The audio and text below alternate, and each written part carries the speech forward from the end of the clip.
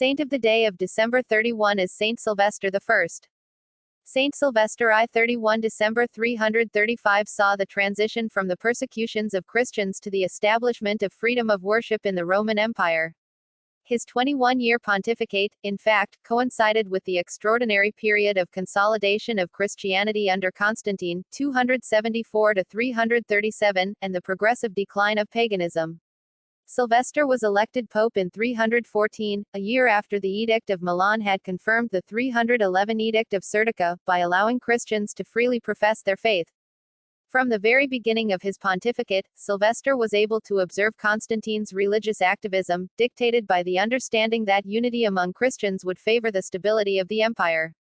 He also noted the emperor's personal approach to Catholicism in public actions and private correspondence alike. Thus, to put an end to the riots caused in Africa by the schismatic Donatus and his followers, Constantine convened the Council of Arles in 314, which ended with the condemnation of Donatism, a heresy, nevertheless destined to survive for some time, that linked the validity of the sacraments to the worthiness of their ministers. The bishops present at the council wrote a deferent letter to Sylvester communicating the decisions taken, together with the desire that he, whose authority was paramount, would make them known to the whole Christendom. But the most important event under his pontificate was undoubtedly the First Ecumenical Council in history, held, again, by Constantine, with the Pope sending his representatives, in Nicaea in 325. Its purpose was to arrive at a unitary dogmatic response on some doctrinal controversies, first of all the Arian heresy, which denied the divinity of Christ. The Council Fathers, who included the bishops and future saints Hosius of Corduba and Alexander of Alexandria, condemned Arianism and wrote the Nicene Symbol, that is, the first formulation of the Creed, later modified by the Council of Constantinople. This statement of faith defined the consubstantiality between the Father and the Son, who is true God from true God, begotten, not created, of the same substance as the Father.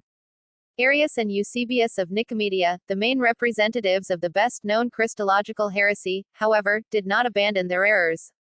In the next few years, they persuaded Constantine to accept Arianism. In 335, in fact, the emperor convened the Council of Tyre, where the Arians were in the majority, and condemned Saint Athanasius, a staunch defender of orthodoxy. He was later exiled by the emperor, amid protests from the pope, who died at the end of the same year. Prior to these events, which coincided with the definitive move of Constantine to the east, where he founded Constantinople, the new Rome, Sylvester had the great merit of promoting the construction of the ancient Christian basilicas to the emperor, who then extended the initiative to the new capital of the empire, as well as Jerusalem. If the foundation of the Lateran Basilica is to be ascribed to his predecessor, Saint Miltiades, it was Sylvester who dedicated it to the Most Holy Savior, and it is most likely that the works were completed under his own pontificate, during which St. Peter's Basilica and that of St. Paul outside the walls were also built, on the respective sepulchres of the two holy apostles and martyrs. On the tombs of several other martyrs Sylvester founded cemetery churches, one of which was erected by the catacombs of Priscilla, where he was then buried. To Sylvester we also owe the foundation of the first Schola Cantorum, and it is also possible that the first Roman martyrology was written during his pontificate. Patron of bricklayers, stonecutters,